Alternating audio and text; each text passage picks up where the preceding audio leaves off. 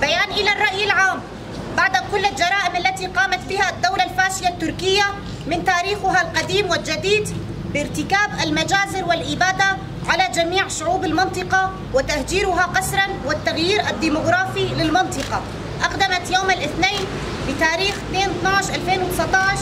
بارتكاب جريمة جديدة ضد أهلنا المدنيين المهجرين من عفرين الساكنين في منطقة الرفعات، والتي راح ضحيتها عشرات أطفال وعشرات الجرحى من المدنيين لترهيب الشعب في المنطقة وتهجيرها لتحقيق أهدافها العدوانية واللا إنسانية، والتي تهدف بالتغيير الديموغرافي واحتلال المنطقة وتوطين المرتزقة والمهجرين من داعش والنصرة في المنطقة. فنحن مجلس ناحية تربسبية وبجميع مؤسساتها ندين ونستنكر هذه الجريمة البشعة بحق أهلنا المدنيين في منطقة الرفعات، ونناشد جميع المنظمات الحقوقية والإنسانية والديمقراطية القيام بواجباتها ومسؤولياتها تجاه جرائم الدولة الفاشية التركية ومرتزقتها بقتل أهلنا وأطفالنا والإرهاب الممنهج على شعوب شمال وشرق سوريا.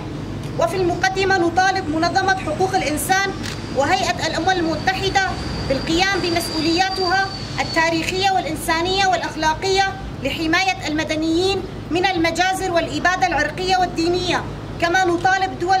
التحالف الدولي للقيام بمسؤولياتها الإنسانية تجاه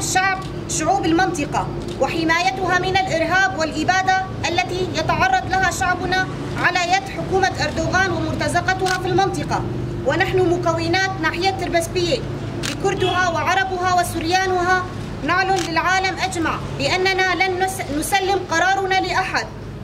ولنا حق الدفاع المشروع للدفاع عن أهلنا وشعبنا وحمايته من جميع الهجمات التي يتعرض لها، ولا يستطيع أحد النيل من إرادتنا التي ورثناها من شهدائنا والدفاع عن مكتسبات التي حققناها ضد الإرهاب الدولي المنظم والمصطنع والموجه ضد شعوب المنطقة وثقافته المجتمعية. ومرة أخرى وباسمكم جميعا نستنكر هذه الجريمة البشعة بحق أطفالنا وأهلنا العزل على يد حكومة أردوغان الفاشية. المجد والخلود للشهداء. شهيد نامري، شهيد نامري، شهيد